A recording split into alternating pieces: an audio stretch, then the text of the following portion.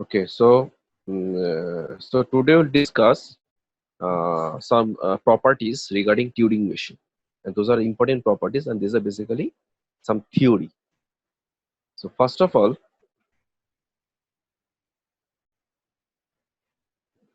look at the theory written as undecidability and reducibility. These are two important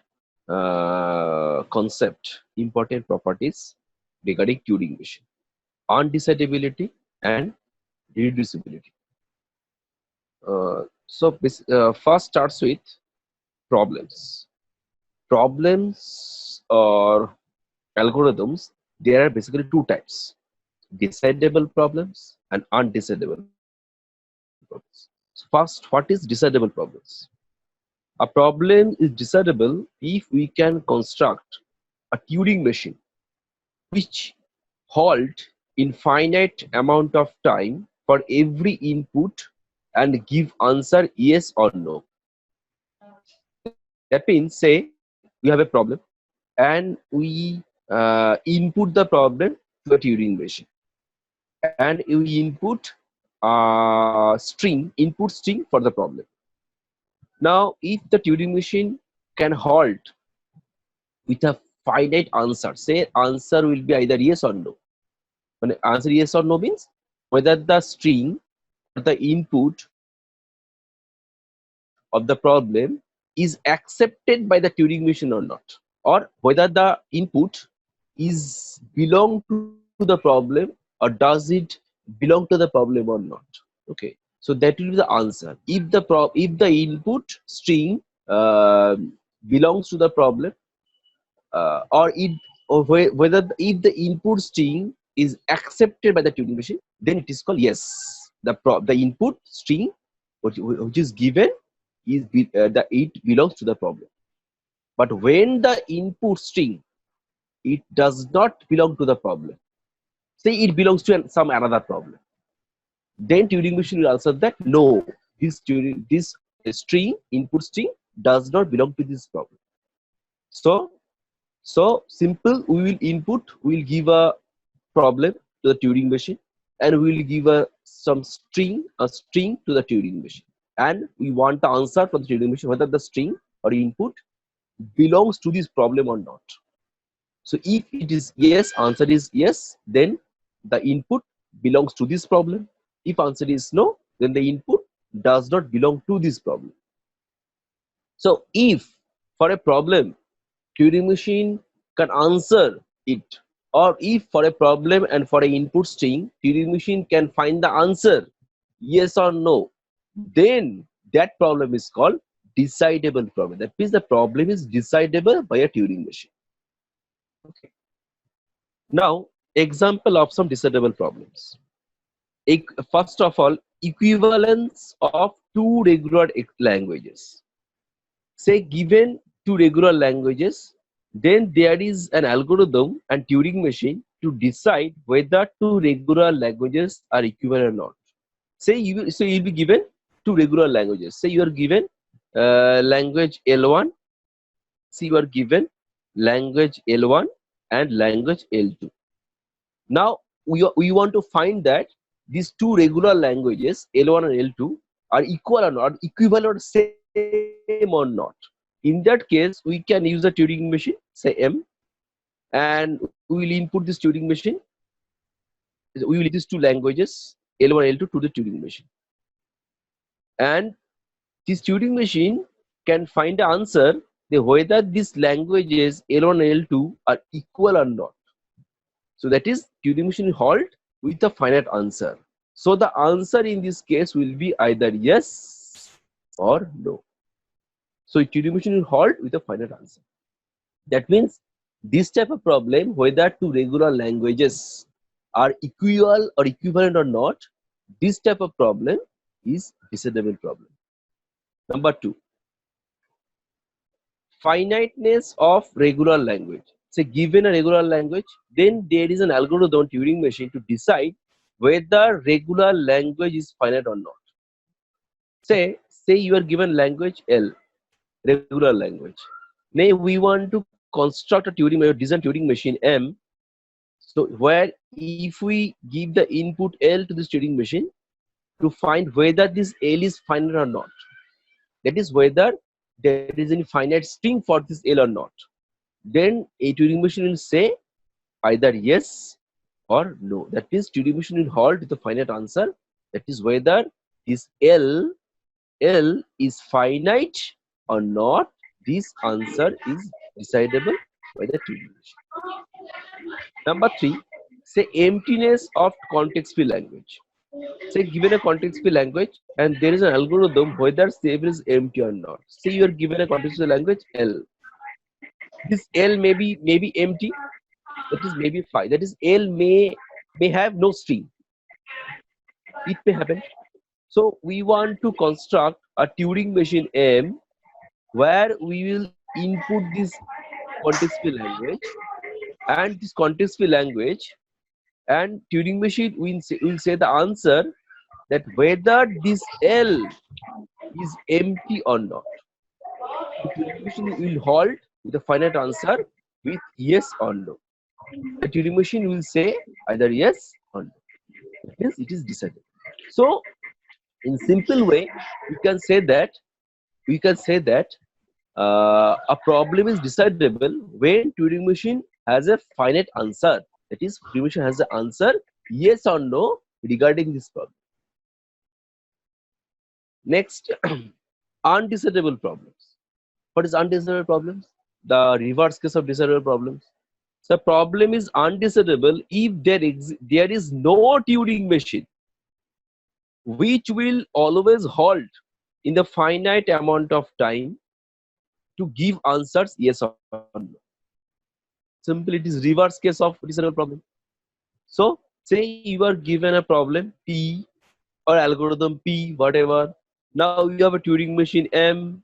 Now you are giving input this problem in a Turing machine, and you want the answer. And also you are given a string omega into Turing machine, and you want the answer whether this omega string belongs to P or not. And this answer cannot be given by Turing machine. Say Turing machine will not. We can't say either yes or no. The Turing machine has no answer whether it is yes or no. So when there is any type of this type of problem for which Turing machine has no answer, or Turing machine can't halt with a finite answer whether the string, whether the given string belongs to this problem or not, then this type of problem will say undecidable problem. That means Turing machine can't halt with a finite answer yes or no whether a string belongs to this problem or not. So Turing machine can't say it. Example is that say there are three variables. There are three numbers A, B, and C.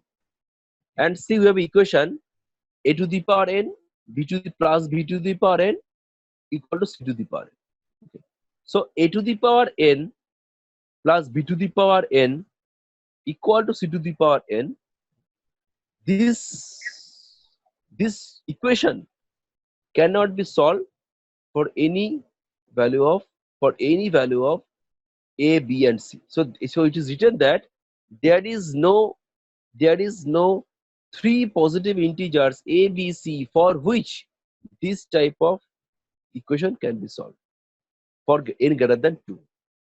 So that means we can't find any value of such a, b, c such that this type of equation a to the power n plus b to the power c to the power n can be solved. That means this type of problem is undecided because we can't solve this problem. Another example, very famous example, that is ambiguity of context-free language. We know what is ambiguous grammar. Already have discussed it. What is ambiguous grammar? When for a particular string, the grammar has more than one derivation tree. That means when for a particular string, we can derive the string by using the grammar in two different ways. It is called ambiguous grammar. So, say you will be given a grammar, say G or language L. Now, we want to put this language into a Turing machine, say M. Now we want the answer from Turing machine whether this L is ambiguous or not. So whether this L, this language is ambiguous or not, this answer cannot be given by any Turing machine. You have to solve it. So Turing machine can't say it is ambiguous or not.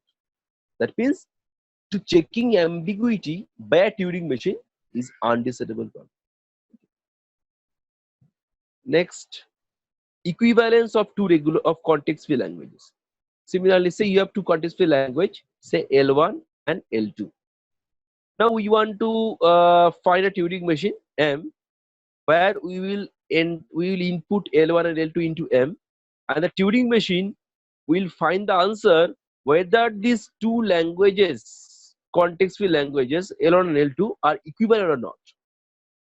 So this answer cannot be given by Turing. That is, Turing machine can't halt with yes or no for this question. So that means checking the equivalence of two context-free languages is undesirable problem. Similarly, there are some examples.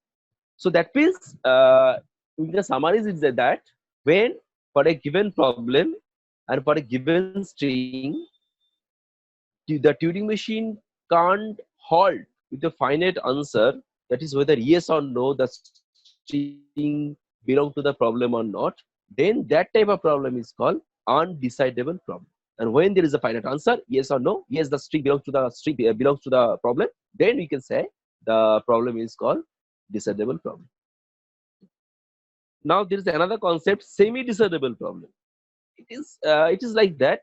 Say for a problem, for some input, the Turing machine can find yes or no whether the input belongs to the problem or not.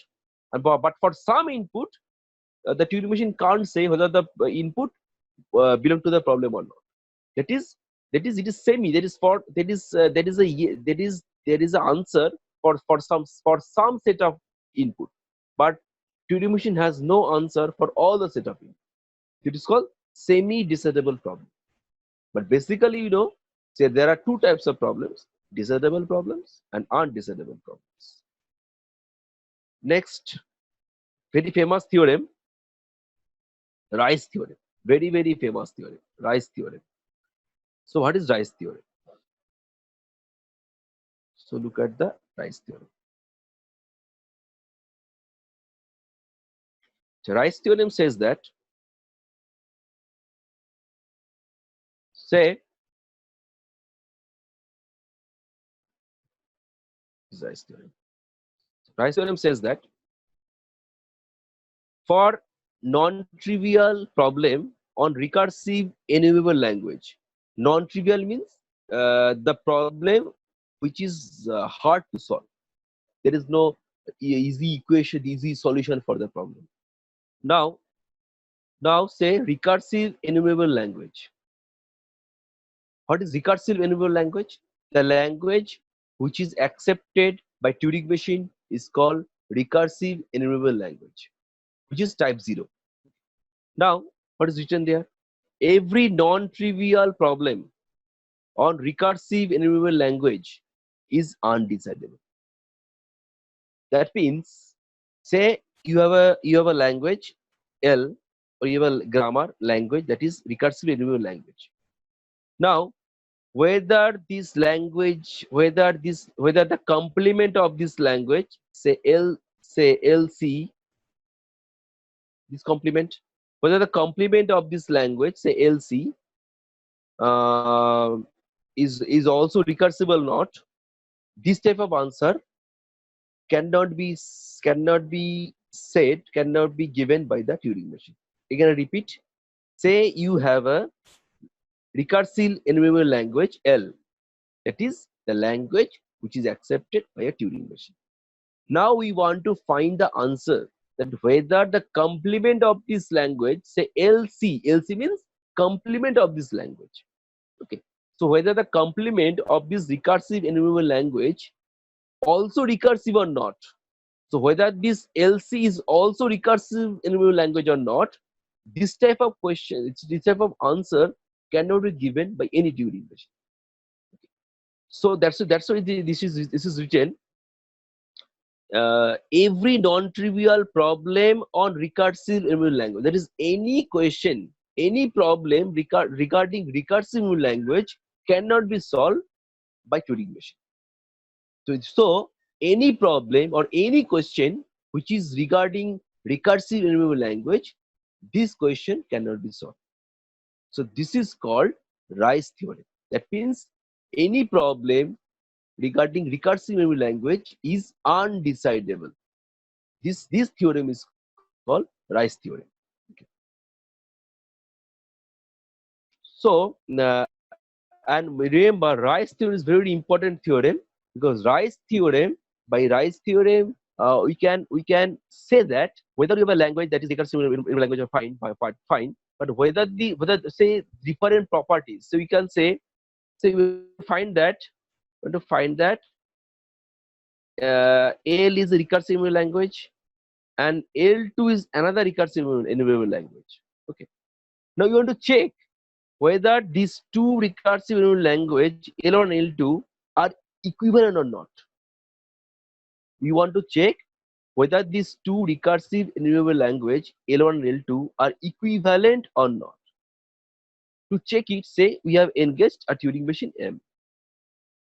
Then we will enter L1 and L2 as input to this Turing machine. But Turing machine can't hold with finite answer whether these two recursive enumerable language are equivalent or not. This Turing machine can't hold. So Turing machine can't hold. That means whether these two recursive enumerable language L1 and L2 are equivalent or not, this cannot be said by any Turing machine. So this also belongs to Rice theorem. This is Rice theorem. So any problem, any question regarding recursive enumerable language cannot be solved by a Turing machine. So this type of problem is called undecidable problem, and this theorem is called Rice theorem. So have you understood the Rice theorem? Anybody any query regarding Rice theorem? No, sir. Okay. So it is very simple. Okay. Next,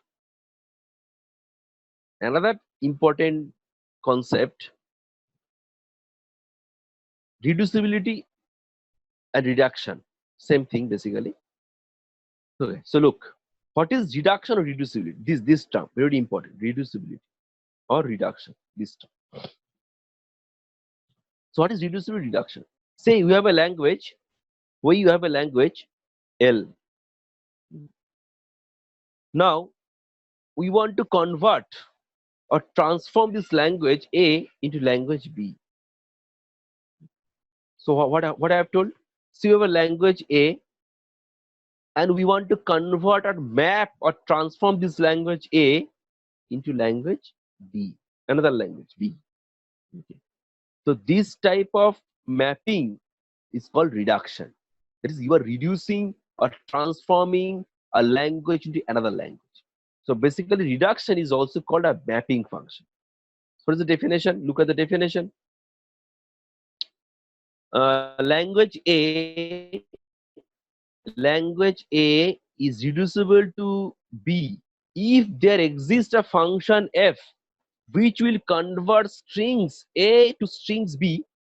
That is, if a string omega belongs to A, then we can find a function that will convert the string into a string that will belong to B. What is it? Say we have a string omega that belongs to language A. We know a language may have many types of strings. So we have a string omega that belongs to A. Now say we find a function f which map this omega string into another string. Say it is omega 1 that belongs to B. That means here function f is a special function or mapping function which maps any string that belongs to A into any string that belongs to B. So if we can find this type of function f, then you can convert a language A into language B. How? With the help of this function. And this function converts any string for this language into any string for this language B. So basically, conversion from a language to another language means you're converting a string that belongs to A into another string that belongs to B. But in my bind it here omega and omega 1, these two strings must be equivalent. That is inversely, if you convert omega 1 into omega, it is also possible. It may be possible. But don't think that thing. But first think that first you converting omega into omega 1. Okay.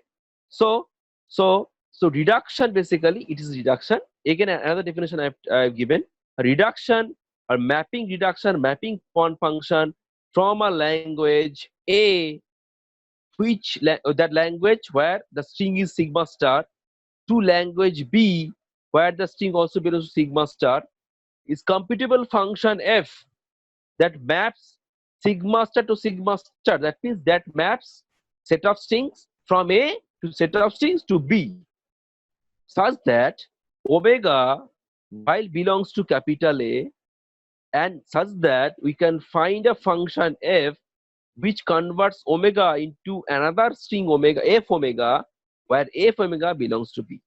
So if we can find such function, some computable function f which converts any string from A to any string for B, then we can say the language A is reducible to language B. So how it is represented? It is represented by in this way. Say represent in this way: capital A. Say we are reducing A into B. So in this way, capital A less than equal to sign, right? Small m and B. Here small m basically defines that you are reducing capital A into capital B. It is not actually less than equal to.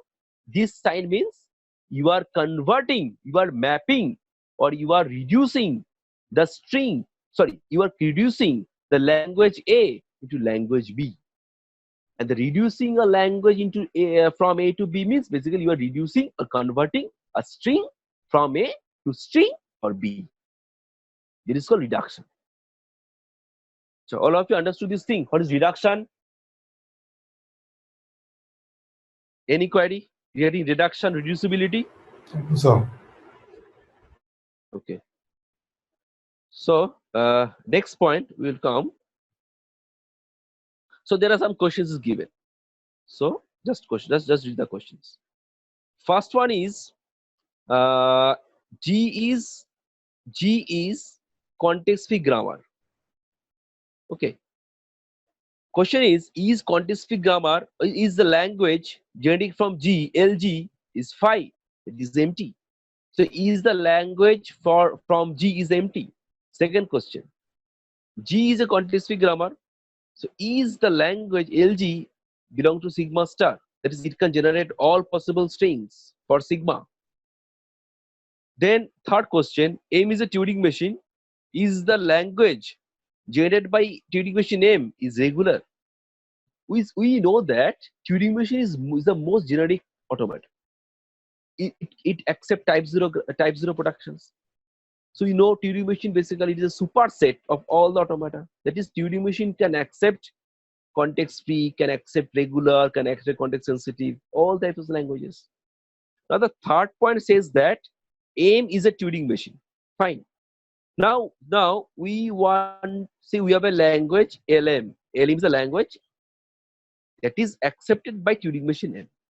Now the question is whether the list language L is regular or not. So L may be regular, L may be context free, L may be context sensitive, L may be recursive enable. We don't know it. So whether this question, whether we can find this answer, it is regular or not. Fourth one, say A is a GFA and N is a NFA. So whether the language generated by A and the language generated by by N, whether they are equal or not, or equivalent or not. So where A is a DFA and N is the NFA. Now whether the language generated by DFA and the language generated by the NFA are equal or not. This is the question. So let's see one by one. First of all, first option. So there are some options are given. Some options are given. We have to find the question is that which of these four options are undecidable problem. You know undecidable problem, the problem for which Turing machine has no answer. Turing machine can't produce the answer.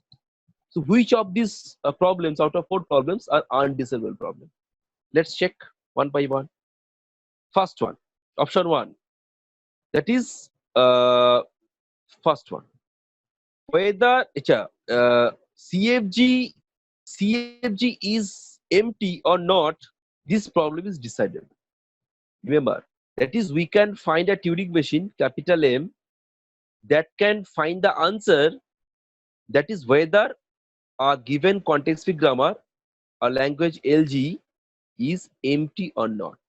It is decidable. Tick means, I am giving tick means decidable. That is, question number one is decidable.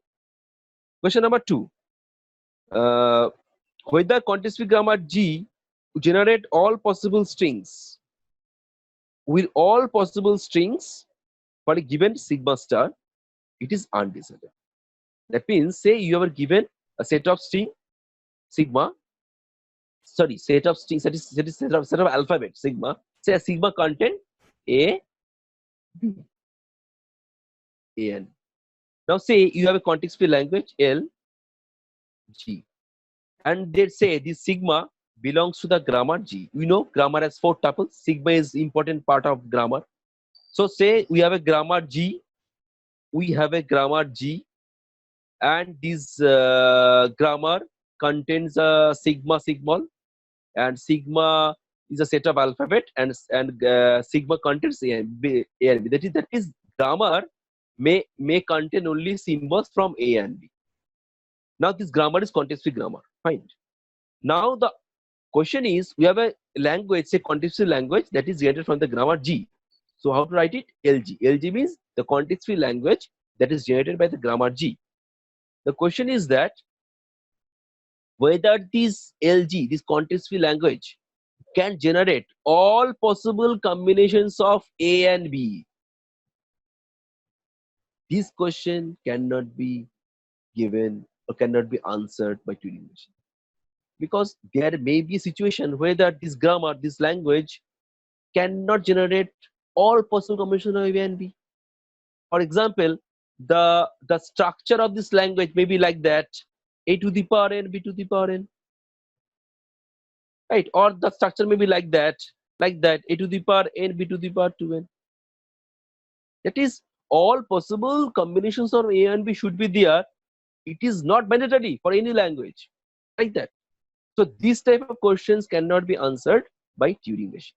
So that means, for a given context-free language, whether it can produce all possible combinations of the strings for sigma, it is not decided. Number three option, M is Turing machine and LM is regular or not. Okay, so M is Turing machine, and whether M is not, this is undecidable. That means you are given a Turing machine M, and you have given a language L to Turing machine M, and say Turing machine can't say whether this language L is regular or not. So this problem is undecidable problem. So whether the language that is accepted by Turing machine is regular language or not, it cannot be answered. It is undecidable. And last option was for DFA A and NFA N, whether the language are equal or not. So look at the option, look at the answer. So answer is the answer. Look at the answer. Answer is DFA and NFA are same is decidable. That is whether that is given the even given the last page.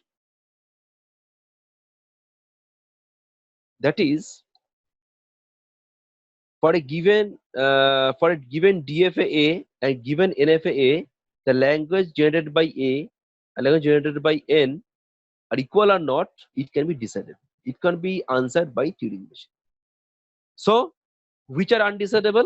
I think option D is correct. That is 2 and 3 are done. That is for a context-free grammar, whether it can generate all possible combinations of sigma star, it is undecidable. And whether for a given language, when it is accepted by Turing machine, whether the language is regular or not, it is also undecidable. So option 2 and 3 are undecidable, and option 1 and 4 are decidable. Okay. So how much time is left?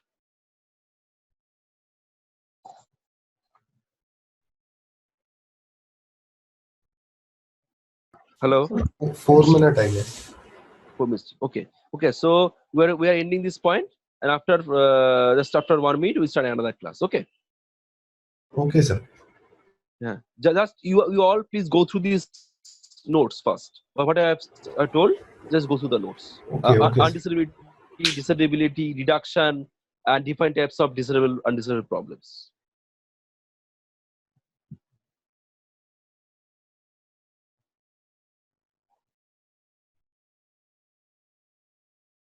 Okay, so now discuss design of a Turing machine.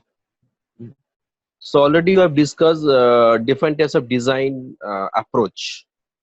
Today we'll discuss how to design Turing machine that can accept a given language. It is a famous example. So look at the example and please listen carefully. L equals to a to the power n, b to the power n greater than or equal to 0. So that is the language which has to be accepted by Turing machine, and the task is designed Turing machine. Look at the pattern. Pattern is that number of A's and number of B's are equal. A to the power n, b to the power n. Right. That is the Turing machine should count number of A's and number of B's. When the number of A's, number of B's will be equal, Turing machine will say yes, the language is accepted. So always remember, Turing machine answer is yes or no, whether accepted or not. That is the answer. So when any type of string that follows this pattern, a to the power n, b to the power n, will be given into the Turing machine, it will say yes, accepted. But when it does not follow the pattern, it will say no, not accepted. So let's start the design principle. First, all of you please listen carefully. First, take an example. So our string is omega, and say omega has, of course, some A's and some B's. Of course, here number of A's, number of B's should be equal. Next, the design approach is first of all, first replace the first A by capital X. What is capital X? We know in Turing machine, when Turing machine head read a symbol from input tab, also the head writes a symbol into that position. So here X is the symbol that has to be written in place of A. Okay. So first it replaces small a by X. Then it moves right position. Scan all the A's. When it reach a B, then it replace the B by Y. Understood? So at the first move, it simply replaced only the first A by X and only the first B by Y. When you replace a B by Y, then it doesn't move forward. It's simply back to the A position. That is when it replaces B by Y, it simply changes its direction, and the head simply goes to the position of A. Okay, that is a design approach. In this way, in second move, listen, in second move, it will replace the second A by X, and it will move forward until it finds a B. So when it get a second B, it will replace second B by Y. When it replaces the B by Y, also it changes the direction and it goes to A. In this way, after the second move, two A's will be replaced by two X and two B's will be replaced by two Y. In this way, after the nth move, if you have n number of A's and B's, then after the nth move, n number of X will be there and n number of Y will be there. If in this way n number of X and n number of Y's are there, then Turing machine accepts the string. So have you understood the basic principle? How will you treat this? How will you approach to design this Turing Yes, sir. machine? So start. First initial state Q0. All of you please listen carefully. It is not straightforward. Listen carefully. Q0. First for Q0, first take hash. Hash means here blank. Here hash means blank symbol. First it takes a hash from input tape. In place of hash, it also puts hash. So first hash is a reading symbol and second hash is a writing symbol that also is put in place of first hash. And R means right direction. So it moves to the right direction. Why this? Because initially, say your input is A, B, B, B. Initially, before A, there is a hash. Hash means blank. And after B, B, B, there is a hash. That's why initially, when the head finds the hash, it simply replaces this hash by hash, and the head moves to position A.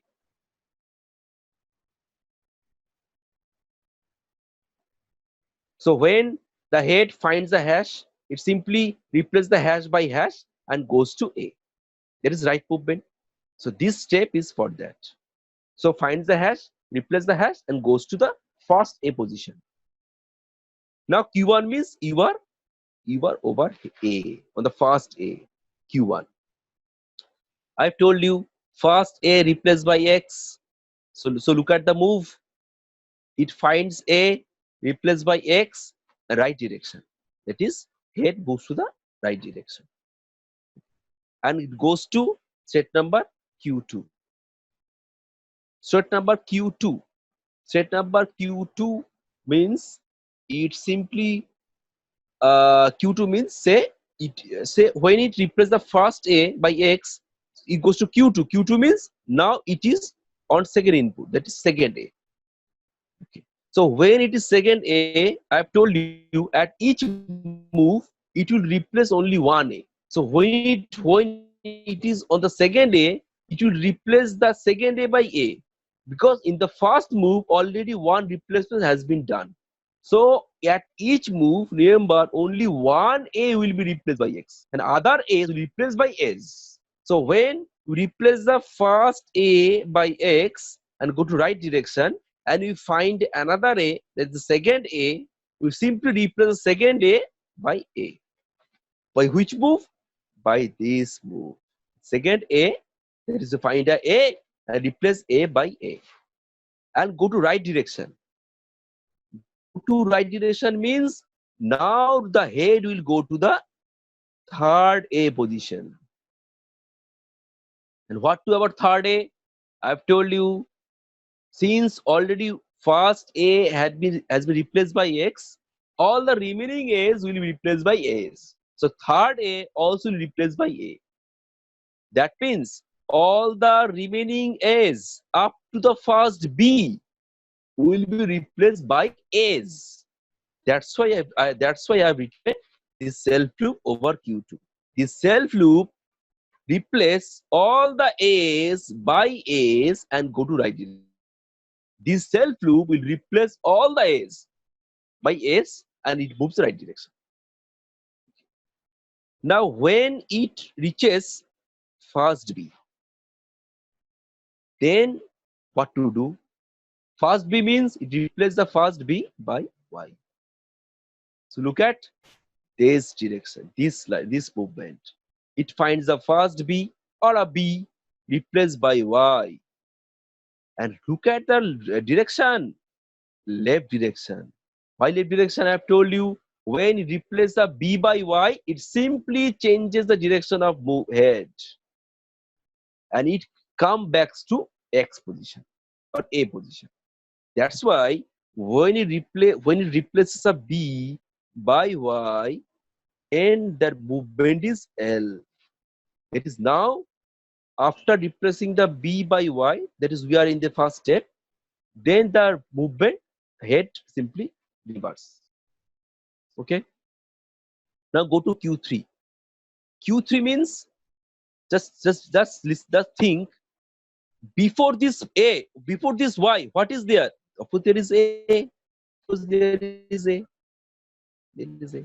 Because I've told you all the remainings are there, remaining A's are there. Before this first A, Y, of course there is A. That means again the head will find some A's and it will replace all the A's by A's until it reaches the X position. Until it reaches the X position. So X position it finds, that means it has reached the end. Again I repeat this part. When it changes the head, that is now it is changes the head means now it is this position. What is this position? This position is basically A. Because before Y, all the symbols are A's, right? Because all the A's have not yet replaced by X. Then what to do? Then it will replace all the A's by A's until reach the X position. Because it will replace again the second A, not last A here. So when it finds all the A's before Y, here, in this region, all the A's will be replaced by A's. For that case, I have given this self loop over Q3. Look at the self loop. It finds A, replaced by A, and left. Why left? Because your head is moving to left direction. Now head is in this direction, and we are going towards X. That's why when it finds A, replaced by A and left direction. Okay. So when it reaches X, this position, when it reaches X, the head will stop. The head will not move further left direction.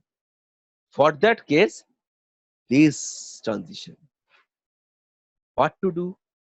It will simply, look at transition, it will simply replace X by X. So now we are here, it will replace X by X. Here, replace X by X. And right direction, because now it has to replace the second A, right? That's why when it finds the X, it changes the head to right direction again. Because now it has to replace the second A. So look at the part. This transition, it finds X. This X means this X. And replace X by X. This replace X by X. And right direction means it goes to the second A position. Okay. That means now it again come back to Q1. So come back to Q1 means this whole procedure, that is replacing 1A by X and goes to left, goes to right, and replacing 1B by Y and again goes to left. This whole procedure will be repeated. How? Again we can discuss for the second step. So we are Q1. We are Q1 means we are over now this A position. Because second step. Now what to do? This A will be replaced. Sorry, we are over this step. What to do? This second A replaced by X. This transition. Second A, this is now second A replaced by X. This X. And right direction, because now head is moving towards right. And go to state number Q2. State number Q2 means you have to replace all the remaining S by S as it is. So just follow this loop, replace all the S by S and go to right, that is go to up to Y. Now when it finds a Y, because already one Y is there, so we are in step number 2, right? So when it finds a Y, what to do? For that Y, this is the transition. When it finds a Y, what to do? It simply replace Y by Y and go to right direction. Why? Because it needs a B. Because it wants to replace B by Y. Because that's why when it finds a Y in this scenario, it replace Y by Y. So finds a Y, replace Y by Y and go to right direction. Why right direction? Because it is searching for B. So for that, this loop simply bypasses the Y part. Remember. Now when it, so we are at this step. When it finds the second B, then what to do? It will replace the second B by Y again. For that case, this. So finds a B, replaced by B by Y, and again left. Why left? When a B is replaced by Y, change the direction of head. That's why left. Okay. Now Q3 means now it will scan some A's. I've told you before why there are some A's. So when it scans some A's, it simply replaces all the A's by S until it finds the X. For that case, this self wave is given. So it replaces all the A's by S and go to left direction. That is goes to this direction. Now when it finds a X, this X, what to do? Simply replace X by X, this direction. Because when it finds the X, that means yes, now we have to stop. Because ultimate motive is replace A by X and replace B by Y.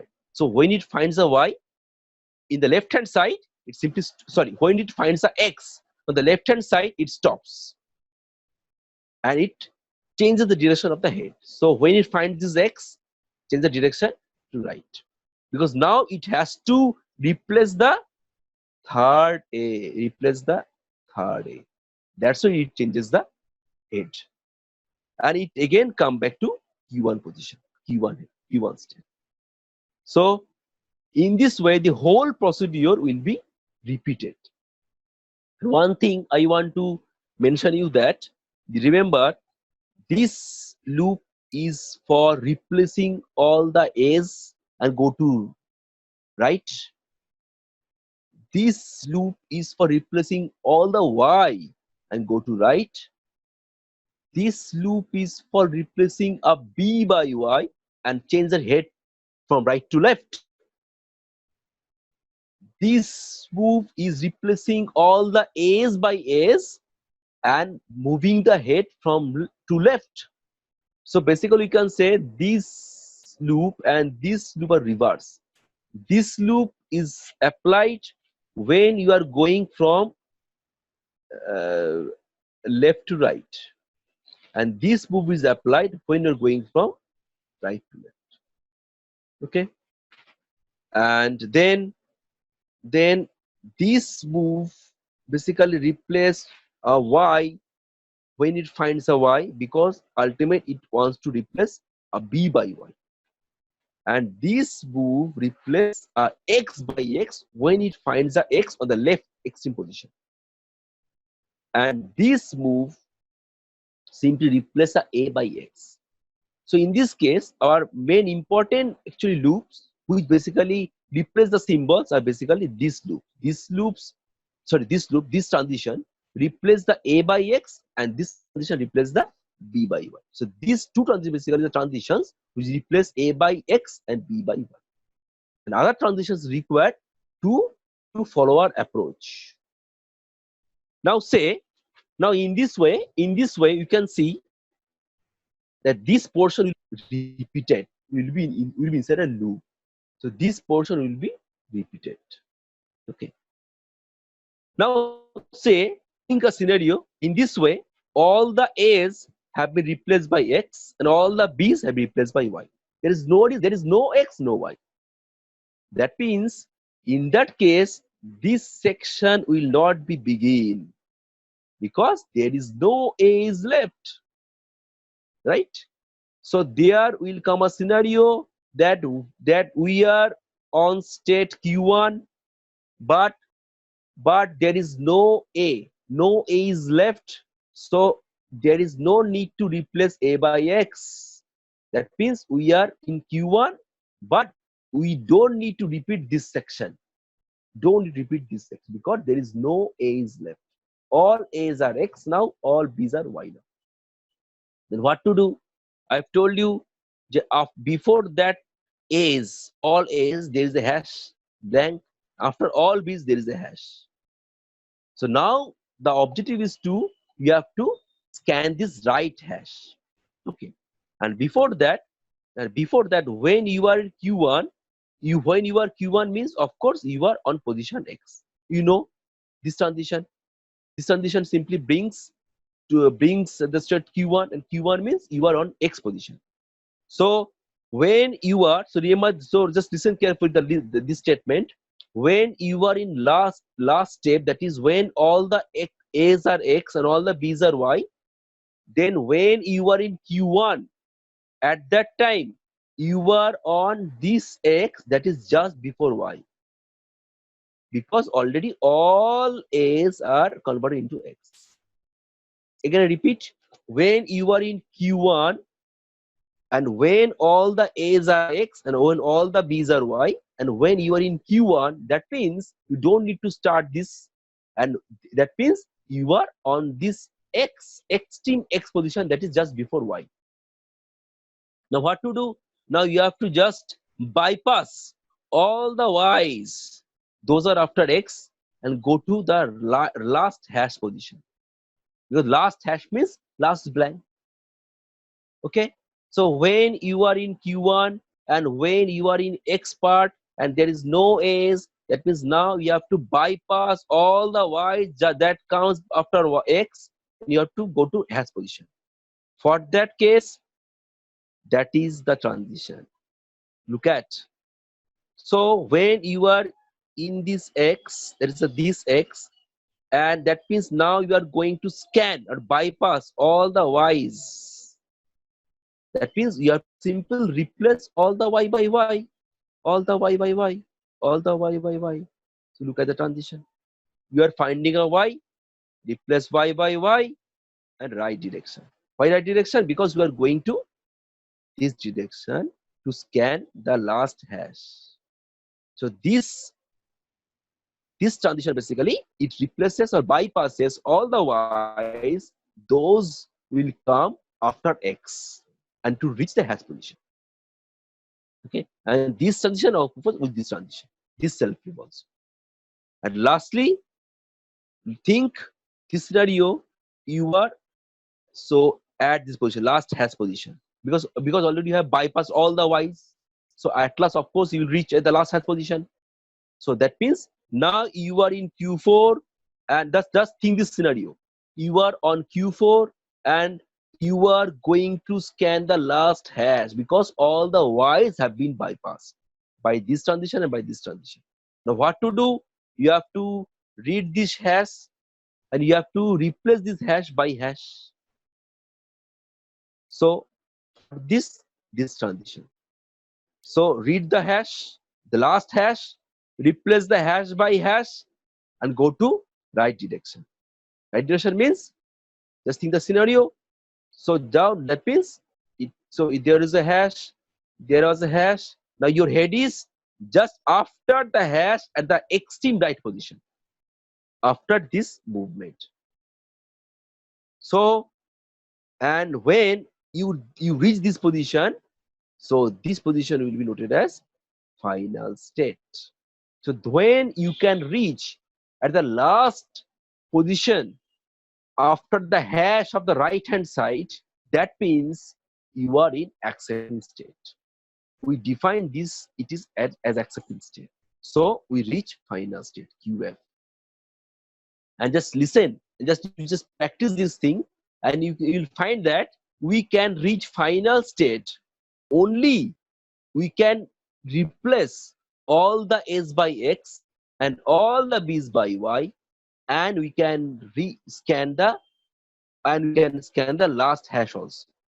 And you can practice it if there is any number of, if there is such a scenario that number of b's is greater than number of a's, then the thing there will be one b extra, right? That will not be replaced by y.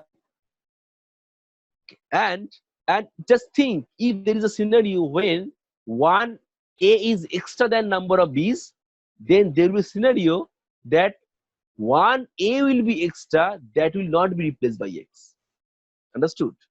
If there is a scenario when number of b's is greater than number of a's, then there will be some extra b's which will not be replaced by y. And if there is a scenario where number of a's is greater than number of b's, then there will be a scenario where some a's will be left which will not be replaced by x. So all a's replaced by x and all b's replaced by y, this scenario will be possible only number of a's and number of b's will be equal. And in that case only you can reach final state. And if some a's are left and some b's are left, then you can't reach final state by covering all the loops. You can practice it. You can practice it with some different number of a's and b's. Say you practice it with a to the power 4, b to the power 5. Just you practice it at home. Just see what happens. Just you follow this structure. Just follow this structure, and you apply a to the power 4, b to the power 5. How to apply? Just write first hash a to the power 4 a b b b. Just there are 4 b's and 4 a's and 3 b's. Write a hash, and just first starts your head with this position, first hash. Just you scan this overall string by applying this diagram, and just check what happens. Just say the answer in my last class. What happens? Okay, just all of you please check this by following this structure and just say what happens. Okay. So and this is your task. Just you design this portion to the power n, b to the power n, c to the power n, another Turing machine. Okay. The solution is given. Just you go through the solutions. Solution is given. The solution of this problem is same as this, but there will be extra part for C part, but there is no C part. The solution of this question is given. You just go through the solution. Okay. So today's class up to this, or to just practice this problem. Okay, sir. Different problem, interesting problem. Just practice this problem. Practice 2, 3, 4 times, not one time. 2, 3, 4 times, and try to understand the moves. Try to understand each move, what is happening, and try to understand with the steps. Draw each steps. I have drawn here up to 3 steps. Step number 1, step number 2, step number 3. No, you draw all the steps, and you take an example. Say you take an example, say to the power 4, b to the power 4. First example, take to the power b to the power 4. First example, and you follow all the steps for a to the power 4, b to the power 4 by following this diagram. Okay, this is the first task. Second task, you take an example a to the power 4, b to the power 3, like that, and you follow all the steps and just see what happens for equal number of a's and b's, or for non-equal number of a's and b's. Okay, sir. Okay, so all of you please practice it. Practice in the next class, and just next class just say what happens for these 2 scenarios. Okay. Okay, sir. Okay. So I think I have uploaded this in Schoology. I think uploaded Schoology. So I will check it. Then I will upload it in Schoology. But all of you please practice it. It is very important and interesting problem. So okay, all of you. So thank you all of you. Thank Please you, practice these sir. problems. So Turing machine is Hatke is different type of concept. Plus you go through the concepts, read several times, then it will be clear. And just go through the problems I have solved you. And please, if you have any query, any problem, then please ask me in your next class. Okay. So thank you. Thank you, sir. Thank you all of you.